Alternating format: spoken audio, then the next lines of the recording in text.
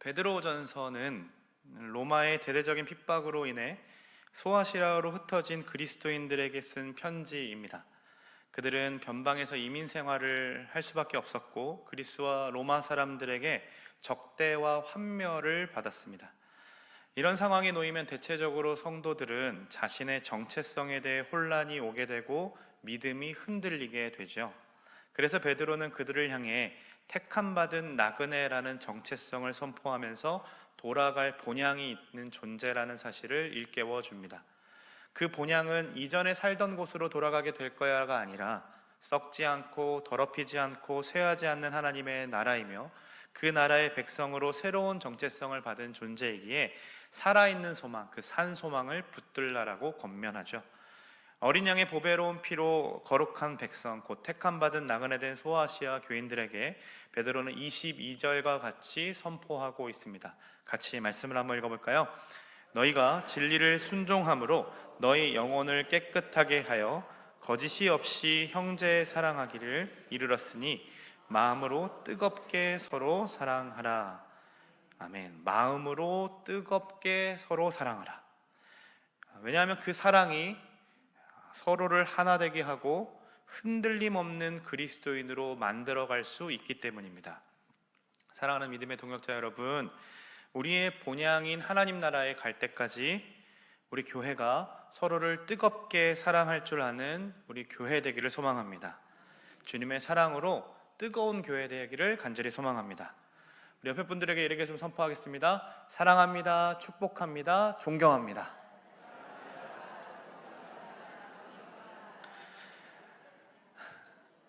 목회 데이터 연구소의 조사에 따르면 성도들이 교회를 떠나는 이유 중에 가장 큰 비율을 차지하는 것이 소그룹이라고 합니다. 결국 함께 사랑을 나누는 동역자가 없기 때문에 교회를 떠나기로 결정한다라는 거죠.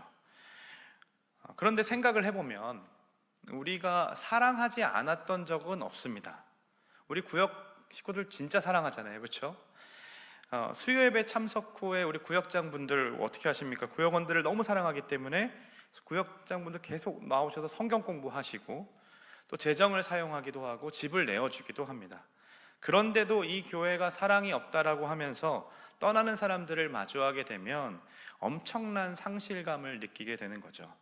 제가 청년 사역을 해오면서 수많은 청년들이 교회에 와서 정착하는 모습도 보았지만 떠나가는 모습도 굉장히 많이 봤습니다. 그런데 신앙이 자라지 못했기 때문에 그들이 떠났다라고 말할 수가 없는 것이, 그 중에는 리더들도 있었고 훈련을 잘 받은 친구들도 있었어요. 우리가 뜨겁게 사랑했던 그들은 그럼 왜 교회를 떠나게 되었을까요? 왜 우리는 분명히 사랑해야 하는 공동체임에도 사랑을 못 느낀다라는 공동체가 되었을까요? 오늘 말씀을 통해 먼저는 서로 사랑함에 실패하는 원인들을 좀 찾아보고, 그리고 다시 사랑을 세우는 길을 통해 교회가 어떻게 성장할 수 있는가에 대해서 이야기해보고자 합니다. 먼저 서로 사랑함에 실패하는 원인이 2장 1절에 나와 있습니다. 우리 함께 2장 1절 말씀을 읽어보겠습니다. 그러므로 모든 악독과 모든 기만과 외식과 시기와 모든 비방하는 말을 버리고. 우리가 서로 사랑한다라고 하지만 제대로 사랑하지 못하고 실패하는 이유는, 첫 번째 이유는요, 시간의 문제입니다. 여기서 이 악독은요, 빵에 핀 곰팡이처럼 질적으로 부패해서 나빠지는 것인데, 여러분 곰팡이가 왜 핍니까? 즉시 먹어야 할 때에 먹지 않아서죠. 미루고 미루어 두었기 때문입니다.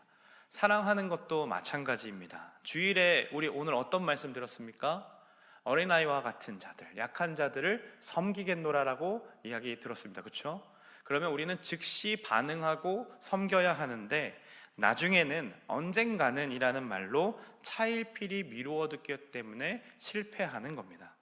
아마도 한 번씩 경험해 본 적이 있으시라고 생각됩니다. 이번 주 바쁜 것만 지나면 내가 꼭 연락해야지, 나중에 밥 한 번 먹으면 다 되지, 이제 연락해서 꼭 밥 먹어야지라는 그 마음을 생겨가지고 밀어본 적 있으십니까? 그러다가 어떻게 됩니까? 결국 교회를 떠나면서 우리 구역장님은 저에게 관심이 없어요.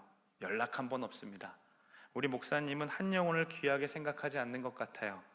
여러분, 이런 말을 들으면서 떠나버린 영혼들 여러분 경험해 보신 적 없으십니까? 이와 같은 일들이 일어나는 이유는 나중에, 언젠가는 이라는 말로 미루어 두었기 때문입니다. 사랑하는 여러분, 진리의 순종함으로 우리 교회가 즉시 사랑하는 존재가 되기를 소망합니다. 즉시 사랑으로 반응하는 존재 되기를 소망합니다. 두 번째는요, 시간의 문제가 첫 번째도 두 번째는 마음의 문제입니다. 여기 보시면 모든 기만과 외식과 이 시기는요 모두 어그러진 마음을 이야기합니다. 기만이라는 단어는 가짜 미끼를 들이밀며 속이는 행위를 얘기하고요, 외식은 것과 다른 그 속 안에 꿍꿍이가 있는 것을 얘기합니다. 또 시기는 무엇입니까? 질투로 마음이 삐뚤어진 상태를 이야기하죠. 그러니까 사랑을 한다면서도 기만하고 외식하고 시기할 수 있습니다. 어떻게 해요? 억지로 사랑하면 그렇게 합니다. 아주 특별한 초대를 앞두고 우리는 한 영혼을 품고 기도하고 있습니다. 그들에게 문자도 보내고 유튜브 영상도 보내면서 애를 쓰고 있는데, 우리가 점검해야 되는 것은 무엇이냐면 바로 우리 안에 있는 진심입니다. 단순히 그를 교회에 데려오는 거고 싶지만 정말로 그가 예수를 믿었으면 좋겠는지라는 그 진심을 점검해야 된다는 거죠. 우리가 베푼 사랑은 관심을 갖는 척 했지만 결국 예수를 믿는 것과 상관없이 그냥 데려오는 것만 목적으로 삼고 있다면 내 이익을 취하기 위해 사랑을 베푸는 것처럼 느낄 수 있다는 겁니다. 한 영혼을 품고 기도하는 일, 섬기는 일, 그리고 문자 보내고 그와 식사를 하는 일들을 억지로 감당하지 마시고 자원하는 마음으로 하시기를 간절히 소망합니다. 차일피일 미루거나 억지로 사랑하게 되면 영혼은 떠날 수밖에 없습니다. 그래서 즉시 자원하는 마음으로 그를 사랑하고 그와 꼭 식사하시고 돌아오시기를 간절히 소망합니다. 세 번째로요, 우리가 사랑에 실패하는 이유는요, 말의 문제입니다.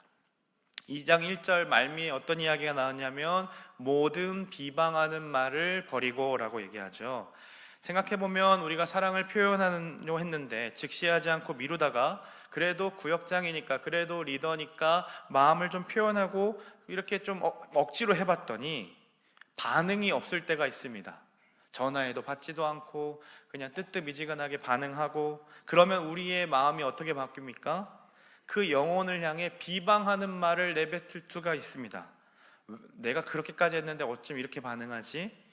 그저 보여지는 현상만 가지고 자신에게 마음이 맞는 사람들에게 달려가 내가 그렇게 사랑을 했더니 결국엔 떠나고 앉아있다라고 하며 비방하는 말로 바뀌어버리는 것을 우리는 경험한다라는 거죠. 대체로 교회를 떠나는 이유들을 살펴보면 다 말로부터 오는 상처 때문이라고 얘기하는 분들이 많습니다. 여러분, 즉시 반응하지 않는 태도, 자원함이 아니라 억지로 행하는 사랑, 그리고 그로 인해 오가는 비방하는 말들이 이렇게 가득하게 되면 어떻게 될까요? 교회는요, 사랑함은 사라지고요, 약육강식의 세상으로 바뀌게 됩니다. 변방에서 신앙을 지키고자 했던 소아시아 사람들도요, 이들의 상황도 실제로 정글이었습니다. 교회뿐만 아니라 이 주변 곳곳에서 그리스도인들을 비방하기 시작하고요, 기만하는 일들이 투성이었던 거죠. 그리고 불안과 두려움과 낙심과 절망 속에 살아가는 것이 바로 그들의 삶이었습니다. 오늘날 우리가 사는 세상도 이와 같습니다. 그런데 세상은요, 우리를 향해 잘못된 진리를 선포합니다. 세상에서 승리할 수 있는 방법을 뭐라고 가르쳐 주냐면 기만을, 기회를 엿보는 것이라고 얘기하면서 이익을 취하라고 얘기하죠. 그리고 외식을요, 체면을 차리는 것이라고 얘기하고요, 시기를요, 경쟁심으로 바꾸어서 살아남아야 되기 때문에 어쩔 수 없다라고 얘기합니다. 또 비방하는 말을 자기 주장이라고 얘기하면서 자신의 세력을 구축하기 위해서는 참지 말고 내뱉어야 된다라고 얘기하는 것이 바로 세상입니다. 그 세상에서 익숙하게 살다 보니까 우리는 교회에 와서도 진짜 사랑을 할 수가 없는 거죠. 신앙이 아무리 좋아도요, 사랑이라는 단어 앞에서는 편을 가르면서 나와 결이 맞는 사람만을 택하고 차일피일 미루든지 억지로 하면서 나는 노력했는데 그가 몰라준다라고 그냥 비방하는 말로 마무리해버리는 겁니다. 그러나 성경은요, 이런 악독과 기만과 외식, 그리고 시기와 비방하는 말이 가득한 이 약육강식의 세상에서 제대로 살아남을 수 있는 방법을 하나 제시합니다. 만약에 우리 안에 이런 것들이 존재하다면 우리는 그 단어의 반대인 모든 선함과 정직함과 진실함과 배려와 세워주는 말로써 교회를 채워라라고 말할 것 같은데, 오늘 베드로가 얘기하고 있는 이 해결 방안은 단 하나밖에 없습니다. 같이 2절 말씀을 읽어보도록 하겠습니다. 갓난 아기들이 순전하고 신령한 젖을 사모하라.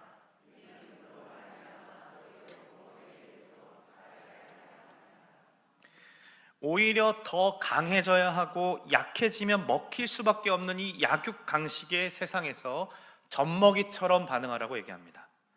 갓난아기들이 어떤 존재들이기에 그들처럼 반응하라고 얘기할까요? 그들은요, 온전히 부모만을 의존합니다. 부모가 우유나 모유를 주지 않으면 줄 때까지 울어대는 거죠. 그뿐인가요? 그렇게 울어대다가 젖병을 입에 탁 꽂아주면 있는 힘껏 빨아댑니다. 그리고는 아주 평안한 상태로, 아주 만족스러운 상태로 잠을 청하죠.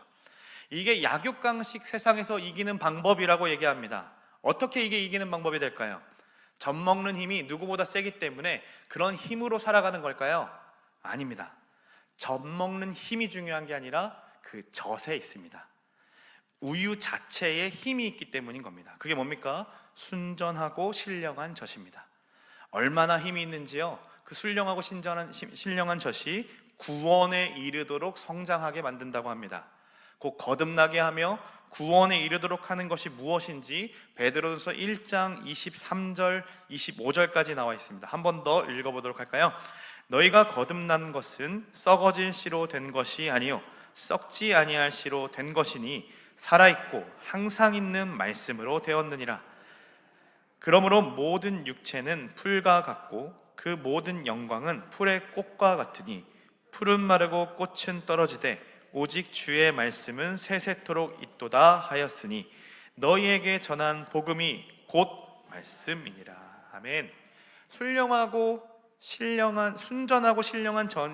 이 젖이 무엇이라고 얘기합니까? 썩지 아니할 씨, 곧 살아있는, 항상 있는 주의 말씀입니다. 일시적이고요, 가변적이고요, 이러한 금세 변하는 이 세상 속에서 우리는 무엇을 붙잡아야 하냐면 영원히 세세토록 있는 주의 말씀이라는 거죠. 우리가 사랑에서 실패했던 이유는요, 이 가변적이고 일시적인 우리의 마음과 태도 때문이었습니다. 사랑하기로 마음먹었던 출발은 진리의 순종함이었지만 계속해서 사랑을 하는 그 원동력은 말씀이 아니라 자기 열심으로 바뀌어졌기 때문에 실패하는 거고, 실수하기도 하고 실망하기도 하는 거죠. 우리가 정말로 진리의 말씀에 순종함으로 말씀하신 대로 사랑하기로 작정했다면 우리에게 필요한 자세는 이 사랑을 지속하게 만드는 힘을 가진 그 말씀만을 의존해야 합니다. 젖먹이 아이처럼 하나님만을 의존하면서 그분께 매달려 그분으로 오는 말씀을 쭉쭉 빨아 먹어야 한다는 거죠. 그 말씀으로부터 오는 은혜가 사라지기 때문에 우리는 차일피이 미루게 되는 것이고, 말씀으로부터 은혜가 자꾸 고갈되고 때문에 하라고 하니까 억지로 하게 되는 겁니다. 그리고 서슴없이 비방하는 말을 내뱉는 거죠. 사랑하는 여러분, 기억하십시오. 말씀이 우리를 반드시 살아나게 합니다. 말씀이 우리를 다시 일으킵니다. 서로 사랑하도록 이끄는 건 말씀밖에 없습니다. 우리의 마음은 풀과 꽃 같아서 일시적이지만 하나님의 말씀은 영원한 힘을 가지고 있습니다. 우리의 태도는요, 늘 상황에 따라 변하는 가변적이지만요, 하나님의 말씀은 변함없는 말씀입니다. 사랑뿐이겠습니까? 영원하시고 무한하시고 불변하신 하나님의 말씀은 우리의 불안과 염려, 우리의 낙심과 상실감까지도 다 잠재울 수 있는 능력을 가지고 계십니다. 우리의 몸과 마음, 모든 것, 영까지도요, 치유할 능력도 가지고 있습니다. 소율문답 89문답을 보면 이렇게 나와 있습니다. 말씀이 어떻게 구원의 효력을 줍니까? 라고 하면서 같이 답 말씀을 한번 읽어볼까요? 하나님의 영은 하나님의 말씀을 읽는 것과 특히 설교를 효력 있는 방도로 삼아 죄인을 반성시켜 회개하게 하시며 또 믿음으로 말미암아 거룩함과 위로를 더하게 하사 구원에 이르게 하십니다. 아멘. 정말 그럴까요? 물론 서신서 말씀을 찾아보면요, 말씀이 얼마나 강력한 말씀 힘을 지니고 있는지 명제로서 굉장히 많이 제시되거든요. 우리가 잘 아는 히브리서 말씀에 또 이렇게 나와 있습니다. 하나님의 말씀은 살아있고 운동력이 있어 좌우의 날선 어떤 검보다도 예리하고 혼과 영과 및 골수와 관절을 찔러 쪼개기까지 한다라고 얘기하죠. 디모데후서 말씀에는요, 또 어려서부터 너희가 성경을 알았나니 성경은 능히 너로 하여금 구원에 이르는 지혜가 있게 한다라고 얘기하고 있습니다. 시편 119편은요 오로지 말씀이 얼마나 성도의 삶을 풍성하게 하는지를 그렇게 길게 남겨놨잖아요. 그렇죠? 그런데 우리가 궁금한 것은 이 명제가 아니라 실제 사례인 거잖아요. 우리가 몰라서 안 하는 거 아니고 실제 그렇게 산 사람들이 있느냐가 우리에게 궁금한 거죠. 정말로 약육강식 세상 속에서 이 젖먹이 힘처럼 이 신령한 젖을 사모함으로 진짜 살아내고 승부 본 사람, 승리한 사람이 있느냐가 우리에게 궁금한 거죠. 있을까요? 없을까요? 너무 많습니다. 먼저 예수님의 이야기를 한번 살펴볼까요? 예수님께서는 성령에 이끌려서 광야로 나가 40일간 금식하며 기도하셨습니다. 몸도 마음도 피폐해질 대로 피폐해질 때 그때 사단이 나와서 첫 번째 시험 뭐라고 합니까? 돌을 떡으로 바꿔보라고 얘기하죠. 하나님의 아들에 대한 능력으로 육체적인 필요를 채우라고 얘기하는 겁니다. 그때 예수님 뭐라고 말씀하시는지 한번 같이 한번 읽어볼까요? 예수께서 대답하여 이르시되 기록되었으되 사람이 떡으로만 살 것이 아니요 하나님의 입으로부터 오는 아멘. 무엇으로 육적인 필요를 채운다고 하십니까? 영원하신 하나님의 입으로부터 오는 말씀입니다. 이후의 말씀들을 계속 읽어보면요 예수님은 하늘의 권위를 가지고 계셨지만 오로지 하나님의 말씀만을 의지하여 사단의 유혹을 물리치십니다. 몸과 마음이 피폐해질 대로 피폐해졌을 때 예수님 오직 말씀을 붙잡음으로 이겨내셨습니다. 그때뿐만이 아니라 한 번도 경험해보지 못했던 죄, 아버지로부터 오는 그 단절감을 경험하며 영혼이 피폐해짐을 경험했던 그때, 언제입니까? 십자가에 매달렸을 그때에도 우리 예수님 시편 말씀에 의존하여 나의 하나님 어찌하여 나를 버리셨나이까 라고 선포하십니다. 그렇게 우리 예수님은요 공생의 시작부터 끝까지 말씀으로 시작해서 말씀으로 마칩니다. 다 이루셨습니다. 우리는 예수님이 말씀으로 이겨내신 이야기를 들으면서도 지금 힘이 나지 않습니다. 그렇죠? 왜냐하면 예수님은 사람이시긴 했지만 죄가 없으신 사람이었고 그분은 말씀 자체이셨고 말씀이 육신되어 우리 가운데 거하신 분이라고 당연하게 생각하기 때문이죠. 그래서 어떤 마음이 듭니까?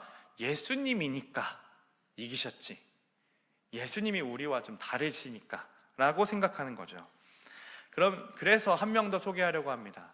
굉장히 성급하고요 말이 빠르고요 행동도 빠른 사람이 한 분 있습니다. 누굽니까? 베드로입니다. 여러분 그는요 위험하고 더럽고 힘든 3D 직업군의 어부 출신이었습니다. 예수님이 그를 찾아왔을 때 그는 말씀에 의지하여 그물을 내렸죠. 사람이 육적으로의 문제, 떡으로만 살 것이 아닌 것을 하나님의 말씀으로 사는 것을 보여주는 대목이었습니다. 또는 베드로의 그 불안했던 마음들, 예수님의 말씀으로 잠재워진 사건들도 있었습니다. 예수님이 바다 위로 걸어 올라셨을 때 오라라는 그 말씀 한마디를 의존해서 바다 위를 걷기도 했죠. 그의 불안감이 무엇으로 잠재워졌나요? 오직 예수님의 말씀으로 잠재워졌습니다. 또한 베드로는 자기 주장과 자기 확신으로 가득 찬 사람이었습니다. 늘 시기와 이 기만이 가득해서 남들보다는 자기가 항상 앞서 있다라고 생각했던 존재였죠. 그러나 예수님이 닭 울기 전에 3번 너가 나를 부인할 거라고 했을 때 그는 뭐라고 합니까? 예수님 말씀보다 자기 확신이 더 앞서서 아니요 저는 절대 그러지 않을 겁니다. 모두가 부인할지라도 저는 절대 부인하지 않겠습니다라고 했지만 우리가 다 알다시피 3번 닭이 울기 전에 그는 닭이 울기 전에 3번 부인합니다. 근데 그는요 정말 진심이었고 자신감도 처했지만요 결국 부인하는 자신의 상태를 보면서 자기 확신과 자신의 진심, 자기의 주장이 아무것도 아니었구나라는 것을 깨닫게 됩니다. 예수님의 말씀이 그의 혼과 영과 모든 것들을 쪼개는 순간이었죠. 그 패배감과 상실감, 예수님의 부활하심을 맛보고도 그 실패감 때문에 나는 고기나 잡으러 갈래라고 하며 고기를 잡으러 갔습니다. 그때 예수님 어떻게 하십니까? 다시 그를 찾아가셔서 사랑의 말씀을 전하십니다. 그 말씀을 통해 무너졌던 그를 다시 일으켜 세우고 사람을 낚는 업으로 다시 사명자로 살게 하시죠. 그로 인해 베드로의 인생을 보면요 정말 말씀의 사람이 되었습니다. 은과 금은 내게 없거니와 내게 있는 것을 너에게 주노라 하면서 예수 그리스도, 그 말씀이신 예수님만을 선포하며 살아갑니다. 그러고 난 뒤에 이 소아시아 백성들, 자신의 정체성이 흔들려 버리고 이 모든 상황 때문에 자신이 진짜 그리스도인이 맞는가? 그리스도를 정말 믿어도 되는가? 이 불안감에 잠긴 그 소아시아 백성들에게 1장 23절부터 25절까지 다시 한 번 더 선포하는 겁니다. 푸른 마르고 꽃은 시드나 주의 말씀은 세세토록 영원하다. 그 말씀이 너희를 자라게 할 것이다. 그 말씀이 너에게 정체성을 줄 것이다. 그 말씀이 너에게 이길 힘을 줄 것이라고 분명하게 선포하는 백성이 되었습니다. 사랑하는 여러분, 우리가 이 사랑에 근본적으로 실패하는 이유는요, 바로 이 영원하신 하나님의 말씀을 붙들지 않았기 때문입니다. 우리가 공동체를 뜨겁게 사랑하기 위해 붙잡아야 할 것은 항상 있는 주의 말씀인 겁니다. 그 말씀이 우리 자신의 무지와 헛됨을 보게 하시고 겸손하게 서게 한다면 우리는 누구를 향해 비방하는 말을 내뱉을 수가 없습니다. 하나님 앞에 내가 얼마나 낮은 존재인지를 알기 때문인 거죠. 말씀 앞에서 늘 깨닫는데 어찌 내 눈앞에 있는 들보가 그렇게 크게 보이는데 상대방의 티끌을 보고 얘기할 수가 있겠습니까? 항상 있는 주의 말씀은 우리 자신이 누구보다 인정받고 드러나는 것이 중심이었던 그 삶에서 예수님의 이름을 자랑하고 그 이름을 성도로 격려하는 삶으로 바뀝니다. 왜요? 나를 바꾸신 것, 나를 변화시킨 것, 나를 치유케 하신 것, 나를 회복시킨 그 힘이 누군가가 아니라 하나님의 말씀이었기 때문에 하나님밖에 자랑할 게 없는 거죠. 베드로의 몸과 마음과 영혼을 소생시켰던 주의 말씀이 우리에게도 주어졌습니다. 여러분, 어디에서 만족감을 찾고 계십니까? 어디에서 여러분들의 불안감을 잠재우고 계십니까? 우리는 가변적인 상황들로 인해, 수없이 바뀌어지는 상황들로 인해 불안해합니다. 내 예상과 다른 시나리오들이 펼쳐질 때 우리에게는 두려움이 생기고 낙심하고 절망하기도 하죠. 그래서 우리는 배 안에서 두려움을 떠는 겁니다. 예수님이 바다 위에 서 계심에도 불구하고 배가 더 안전하다라고 여겨지는 거죠. 우리 앞에 놓인 폭풍 때문에 예수님을 제대로 인식할 수도 없는 겁니다. 우리는 이렇게 일시적인 관계들로 또 인해 상처받기도 해요. 어차피 떠나면 끝나버린다고 생각하면서 교회를 다니면서도 나와 마음이 맞지 않으면, 그리고 내 마음을 알아주지 않으면 그냥 교회는 쉬 떠나버리는 공동체가 되어버렸습니다. 그리고 그 모든 잘못을 교회로 돌립니다. 은혜를 받지 못하게 했다, 내 마음을 몰라주었다라는 것을 그냥 말씀이 없어 공허해진 자신의 상태를 자꾸 그러한 핑계들로 얘기하며 교회를 비판하고 떠나버리는 거죠. 물론 우리가 신앙생활을 해왔던 이유가요, 어떤 사람이 곁에 있었기 때문은 아니었습니다. 물론 시작은 그랬을지 몰라도 우리가 정말로 성도답게 만드는 힘, 우리가 예수님을 주로 고백했던 힘, 예배 안에 기쁨을 경험했던 모든 이유는요, 다 하나님의 말씀 덕분이었습니다.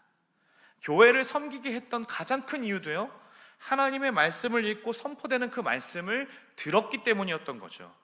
1단계 성경 공부를 시작으로 3단계에 이르기까지, 그리고 전도폭발 훈련에 이르기까지 우리가 성장하고 그 훈련을 통해서 은혜를 경험했던 이유는요, 그 안에 충분히 말씀을 읽고 말씀대로 살아가는 훈련을 했기 때문인 겁니다.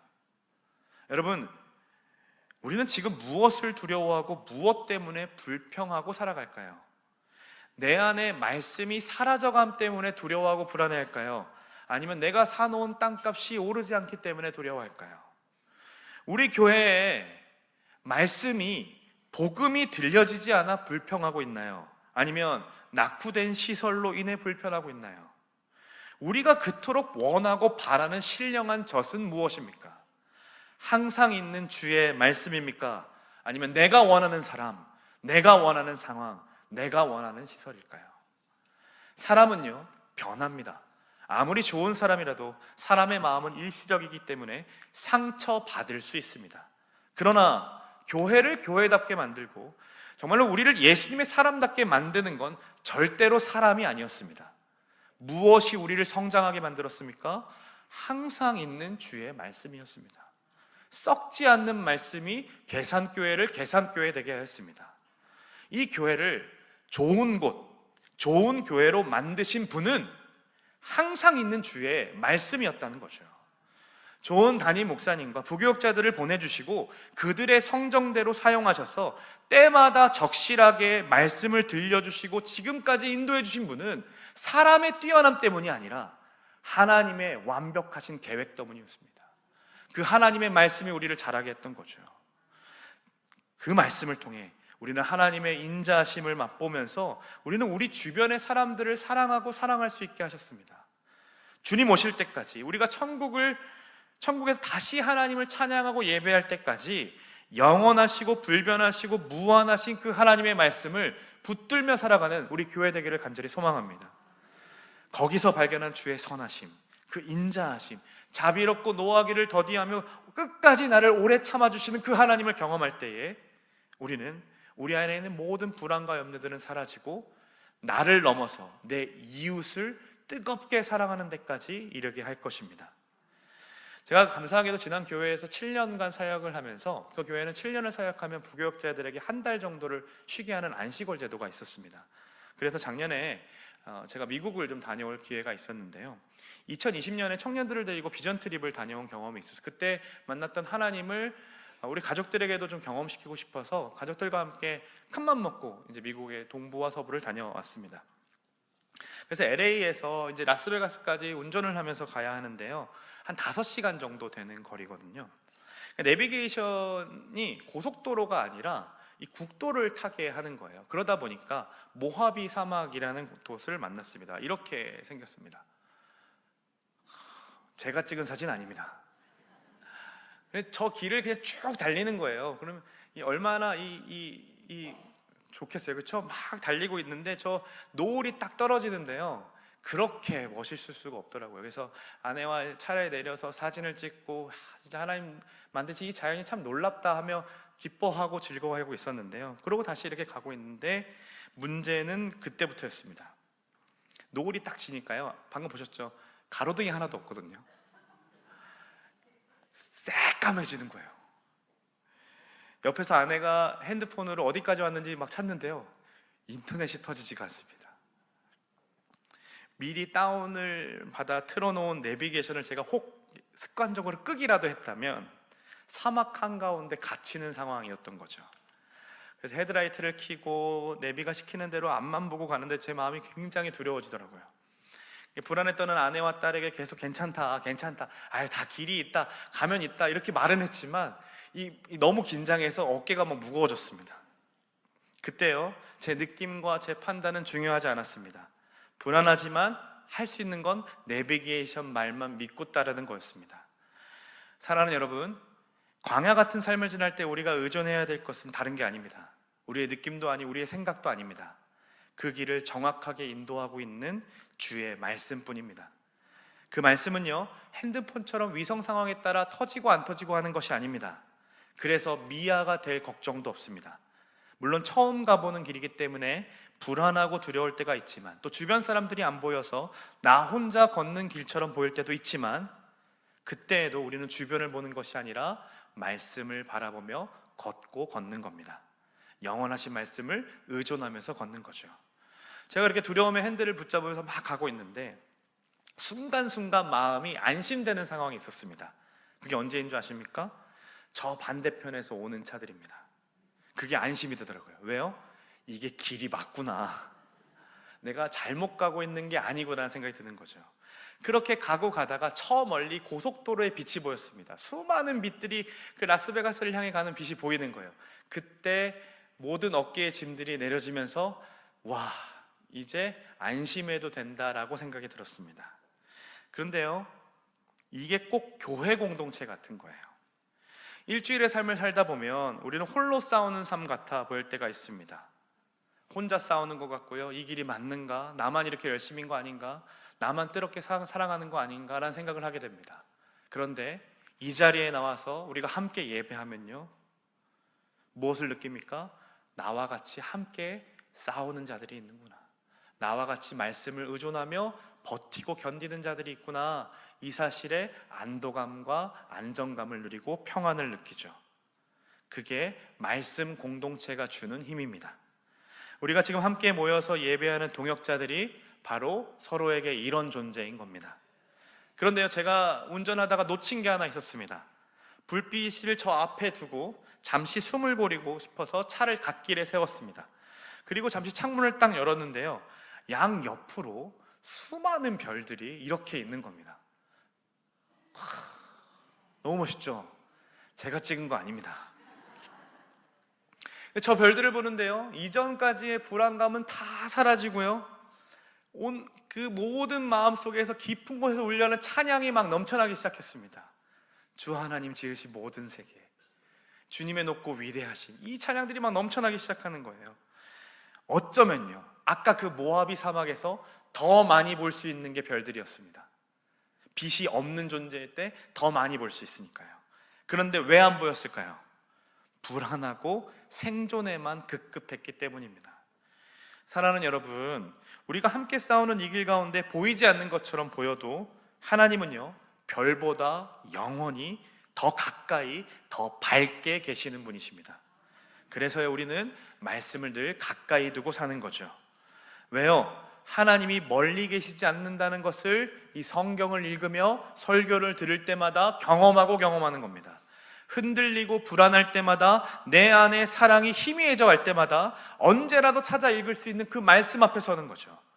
그렇게 말씀 앞에서 다시 회복하고 다시 사랑할 수 있는 우리 모두가 되기를 간절히 소망합니다. 우리를 70년 동안 걸어오게 하셨던 주의 말씀이 앞으로의 70년을 달려가게 하실 겁니다. 그 영원하신 말씀을 붙잡고 그분과 함께 걸어가는 우리 교회 되기를 간절히 소망합니다. 함께 기도하겠습니다.